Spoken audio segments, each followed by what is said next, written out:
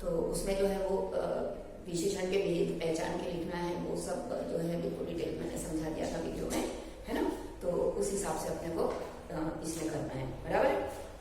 और jumble words थे, बराबर है ना, तो उस हिसाब से हमको जो है CW में और वर्कबुक दोनों में करना है, बराबर है। अब नेक्स्ट लेसन है हमारा 7 लेसन, जिसका नाम है बढ़े कहानी, ठीक है ना। अब कहानी का ये पता है आपको, कहानी हम लोग 5th स्टैंडर्ड से पढ़ते आ रहे हैं, ठीक है ना।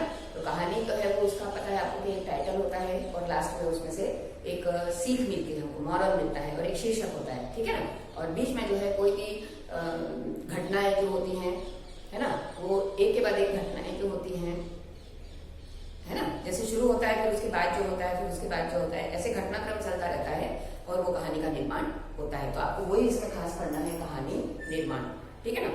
और उसमें बहुत सारे मतलब सेंटेंस बनते जाते हैं, है ना, सेंटेंस फॉर्मेशन होता है। और उसके बाद में फिर कोई भी बात होती है उसको हम लोग, उसमें कोई कैरेक्टर्स होते हैं कहानी में, ठीक है ना। और कैरेक्टर के बाद में वो जो भी बातचीत करते हैं, जो भी करते हैं, वो सब हम लोग इन्वर्टेड कॉमर्स में लिखते हैं। और कोई भी क्वेश्चन पूछता है तो क्वेश्चन मार्क लगाते हैं। इस तरीके से हम लोग कहानी आगे बढ़ाते हैं, ठीक है। और कहानी जब भी आगे बढ़ाते हैं तो एक पैराग्राफ जो होता है, तो एक कोई भी बात खत्म हो जाती है तो एक पैराग्राफ खत्म होता है, फिर उसके आगे जो होती है, फिर उसके जो आगे होती है, एक के बाद एक पैराग्राफ, 3 या 4 पैराग्राफ में कहानी हम लोग कंप्लीट करते हैं। तो ऐसी कहानी जो है, एक छोटी सी कहानी, एक छोटे छोटे पक्षियों के बारे में यहाँ पे दी हुई है कि कैसे इसके बाद क्या हुआ, फिर क्या हुआ। ऐसे कोई इससे मॉरल नहीं है, लेकिन हम लोग जस्ट एक समझने के लिए कि कहानी का निर्माण कैसे होता है, ठीक है ना। और कहानी, एक बात याद रखना है कि कहानी हमेशा पास्ट टेंस में होती है, बीते हुए समय में ही कहानी होती है। जैसे आपने सुना होगा एक राजा था लिखते हैं हम लोग ना पास्ट टेंस में, है कभी भी कहानी नहीं बनती है, ठीक है ना।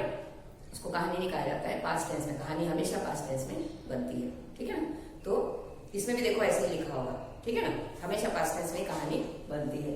अब सबसे पहला हो गया कहानी निर्माण, फिर है पहली कहानी आपकी है कौवा और मुर्गी। अभी देखो वर्क बुक में और टेक्स्ट बुक में जो है सेम दिया हुआ है आपका, इसलिए मैं वर्क बुक में से समझा रही हूँ आपको, ठीक है ना। लिखना तो अपने को वर्क बुक में ही है, बराबर है। तो हम लोग जो है इसमें 2 कहानियां पढ़ेंगे, कौवा और मुर्गी, और दूसरी है अकबर और बीरबल का किस्सा। तो फर्स्ट है, आपको इसमें देखो कहानी पढ़ते जाना है और उसमें जो भी शब्द आना चाहिए कहानी में वो आपको यहाँ पे लिखना है। कौवा और मुर्गी दोनों एक घर में रहते थे, ठीक है। कौवा दाना लाता था, मुर्गी भी दाना लाती थी। दाने से क्या मतलब है यहाँ पे, अनाज के दाने, ठीक है ना। तो अनाज के दाने, पक्षी तो अनाज के दाने खाते हैं, है ना। तो वो लोग क्या करते थे, चोंच में दबा दबा के अपने घर में दाने लाते थे। ऐसे करते करते घर में बहुत सारा दाना जमा हो गया। एक दिन कौवे ने कहा लिखना है यहाँ पे, हाँ, मैं चावल लेने जाता हूँ, ठीक है, तू घर का दरवाजा बंद रखना, नहीं तो कोई दाने ले जाएगा, ठीक है ना। इससे वो मुर्गी को कह के रखता है, बता के रखता है। यहाँ तक एक बात खत्म हो गई। अब इसके बाद अब हम लोग अंडरस्टूड है कि क्या हुआ, कौवा चला जाता है, मुर्गी घर पे रहती है ना, ये तो हम अपने मन से भी समझ सकते हैं। तो पैराग्राफ चेंज कर देंगे। थोड़ी देर बाद एक बूढ़ा वहां पे आता है, उसने मुर्गी से कहा, उसको पता रहता मुर्गी है घर में, मुर्गी दरवाजा खोल, मुझे दाना दे, है ना, घोड़े भी तो दाने खाते हैं ना। फिर मुर्गी ने कहा नहीं मैं दाना नहीं दूंगी। देखो वो लोग अपनी चोंच से खाते हैं और कौवा ये जो है अपने मुंह से खाता है, ज्यादा खाता है, और वो छोटे छोटे दाने खाते हैं। इतना ही फर्क है पक्षी और एनिमल में, ठीक है ना, खाते तो सभी है, बराबर है। तो घोड़े ने कहा मुर्गी मुझे दाना दे, मुझे बहुत भूख लगी है। मुर्गी को दया आ गई, उसने सारे दाने घोड़े को दे दिए। दयालु थी, बराबर, जितने वो कौवा वो दोनों इकट्ठे करके लाए थे, सारे दाने जो है वहां पर दे देती है। अब थर्ड पैराग्राफ, वह सोचने लगी कौवा दाना मांगेगा, मैं कहां से बताऊंगी, क्या कहूंगी कि दाने कौन ले गया, ठीक है। मुर्गी बहुत घबरा जाती है कि वो तो मुझे कुछ ना कुछ बोलेगा आने के बाद। जब कौवा दाना लेकर लौटा, वो चावल लेने गया था, चावल के दाने लेने, है ना। तो मुर्गी चक्की के पीछे, देखो अभी हाथ वाली घंटी है, हाथ से पहले ऐसे पीसते थे ना, वो वाला दाना है, वो वाली चक्की है, उससे दाने पीसते थे, उससे आटा बनाते थे, ठीक है। तो मुर्गी चक्की के पीछे छिप जाती है कि भाई कौवा तो मुझे डांटेगा, है ना। तो कौवा जो उससे आवाज लगाता है घर में, जैसे आता है मुर्गी करके, तो कहाँ है तू। डर के मारे मुर्गी जो है चुप बैठी रहती है, उसके पीछे छुप कर एक भी आवाज नहीं निकालती है। उसी समय एक बिल्ली घर में आती है। बिल्ली कहती है कि मुर्गी मुझे अपनी चक्की दे दे, है ना। बिल्ली बोलती है कि मेरे को चक्की में दाना पीसना है, तो मुझे अपनी चक्की दे दे। कौवे ने कहा मुर्गी तो घर में है ही नहीं, क्योंकि मुर्गी तो उसके पीछे छुपी रहती है, बराबर है। तो तू अपना दाना यहीं लाकर पीस ले, ऐसा बोलता है। तो तो बिल्ली दाना ले आती है और वहीं पर पीसने लगती है। ठीक है, यहाँ तक समझ में आया सबको। Next page. बिल्ली ने दाना चक्की में डाला। अब मुर्गी क्या करती है, तो उसके पीछे छिपी रहती है, तो मुर्गी जो है वो दाने सारे खा जाती है। मुर्गी ने चट से उसे मुंह में भर दिया। बिल्ली ने और दाना डाला तो मुर्गी ने दूसरे दाने भी खा लिए सारे।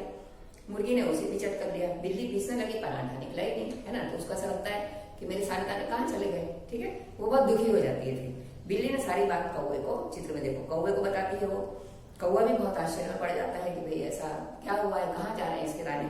कौवा सोचने लगा दाने कहाँ गए। ढूंढते ढूंढते उसने चक्की के पीछे देखा तो वहां मुर्गी मुंह में दाना भर के बैठी थी। उसका मुंह दाने से क्या हुआ था, एकदम फूल गया था, है ना। दोनों बार के दाने उसने खा लिए थे। तो ये क्या होता है, अब इतना उसने देखा। उसके बाद लास्ट वाला हमको पैराग्राफ लिखना है कि उसको देख के कौवे को हंसी आ जाती है कि भाई उसका मुंह तो कितना फूल गया है, कैसे दिख रही है। उसे देखकर बिल्ली को भी हंसी आ जाती है। फिर दोनों हंसते हैं तो मुर्गी को भी जोर से हंसी आ जाती है। क्या होता है, जैसे वो हंसती है वैसे ही उसके सारे दाने बाहर गिर जाते हैं। ठीक है ना। ये एक कहानी है छोटी सी कि कैसे कहानी का अर्थ नहीं है कुछ भी, लेकिन कहानी को कैसे आगे बढ़ाया जाता है। बड़ी कहानी इसलिए नाम है उसका, कि कैसे आप अपनी कहानी को आगे, छोटी छोटी सी कहानियां स्टार्टिंग दी हुई है, आपको कहानी आगे बढ़ा के लिखना है ऐसा। तो ये छोटी सी कहानी यहाँ पे होती है। सेकेंड एक्सरसाइज देखो, एक किस्सा है यहाँ पे देखो, अकबर और बीरबल का किस्सा है। कहानी को आगे आपको बढ़ाना है। ठीक है, आपको मालूम है ना, अकबर जो है मुगल एम्परर था, वो जो है हमेशा अपना मंत्री जो था उसका बीरबल, उसके किस्से पढ़े होंगे आप लोगों ने। ठीक है ना।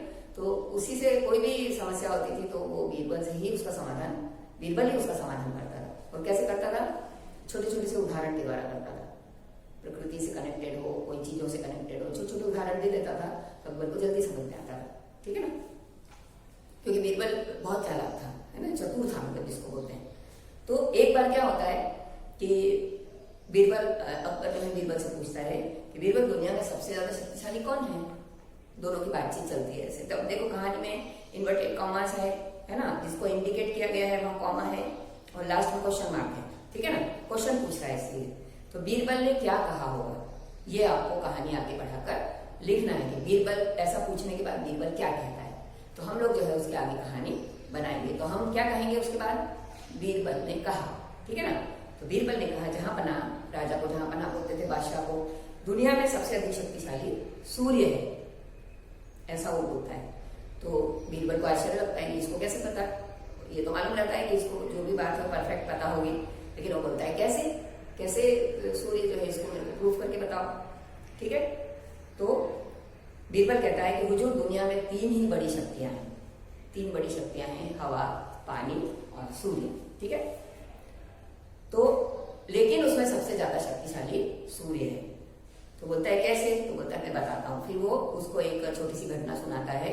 एक बार क्या हुआ कि हवा, पानी और सूर्य में जो है बहुत ज्यादा जो है वो ये हो जाती, बहस हो जाती है कि उसमें से सबसे अधिक बलवान कौन है।